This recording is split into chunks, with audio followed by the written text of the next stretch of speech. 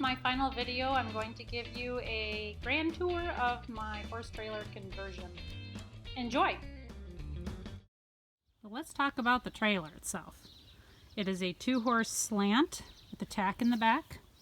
Of course, I had to put my sticker on right there. I love that sticker.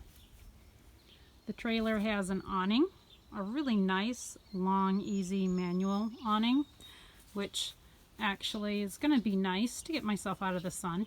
With solar, you can't be parking in the shade, so that's one consideration. It's nice, it's big, it's roomy, and it's aluminum, and hopefully this will last me for all of my riding days. Welcome to my horse trailer conversion tour. This is a Featherlite with a large tack room. It has a big 36-inch screen door, which is super nice, one of the selling features. Here I have a bottom bunk. Underneath the bunk I have some chairs, some tack, and then back behind there I have a grill, my spare tire changing equipment. That's my first bunk. This is my second bunk. 3-inch upholstery foam, pretty comfortable. Then up here I have the window that is all done and trimmed out. I used a real ash piece of wood for the curtain and little conchos to hold it. I installed and made, because I couldn't find anything I wanted, I made a little salt and pepper condiment holder right here. My backsplash is just marble, faux marble floor tile that I cut into little strips and put up there, and I actually grouted the little cracks so it looks a little more authentic. This is my stove. It's just a little portable butane stove, so I can take it outside if I need to. The whole thing is run on 200 watts of solar up on the roof. I'll show you the solar in a second. This is my little solar center. It has a couple USB ports, which is great for the fan, which is right here, and my water. And this charges on solar right here with a little USB. I have a 12-volt socket right here. My kitchen area is right here. I've yet to put handles on. On this side, I just have more storage that goes all the way up and all the way back. I have a nice long countertop, paper towel dispenser. Here, down here, I have my water, and on this side is my battery center. So if I can get my camera back in here, it's on some other videos, you can see how my solar is set up. I have a 92 amp hour 12 volt glass mat sealed battery in there. It's a heavy battery, and that should supply all of my needs. More kitchen storage here. I didn't use regular cabinets because I knew they would be heavy, so I tried to go as lightweight as possible.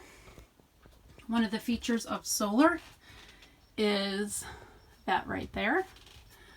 That is my fantastic fan, which is absolutely fantastic. I also have a light here, so I'll come around and show you. That's my switch right here for the light on the ceiling. I have just a rack right here, and then my helmet hangs right there. This is my refrigerator center. That is a DC portable refrigerator freezer, and that runs on solar. I installed a little outlet for it right there. And then below that I have a cabinet, which I have not even filled yet. Down here I have my little buddy heater, and I have my showering equipment, which is actually just a 2-gallon garden sprayer that I attached a spray nozzle to.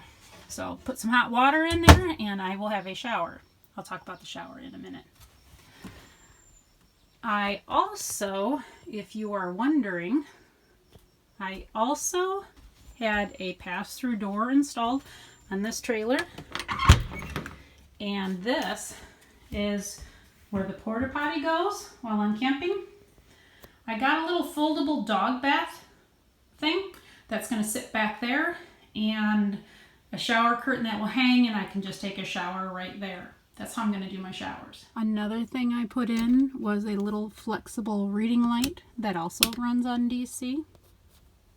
Above the kitchen area, I have another light that runs on DC. So everything is off-grid, running off solar. I do not need to plug in anywhere. I'm hoping my fantastic fan will take care of business on a really hot day. Let's talk about the water situation really quick. What I did with the water was use a 2.5 gallon fresh water, and that's not going to be for drinking. That's going to be for washing dishes and brushing your teeth and things like that. And then the gray water is going to go down there. Water is heavy, like 8 pounds is equivalent to 1 gallon of water. So if I put in a 50-gallon tank, you can imagine how much weight I'm adding. It is no big deal to pop those little guys out and refill them, and it's no big deal to pop those little guys out and dump them. So I try to go as lightweight and as simple as possible. And if I need extra water, I can put it in my truck. Considering the space I had to work with, I feel like this is pretty spacious and not terribly cramped. I can sleep 2 people comfortably, and I can have a refrigerator, and I can stay totally off grid if I need to.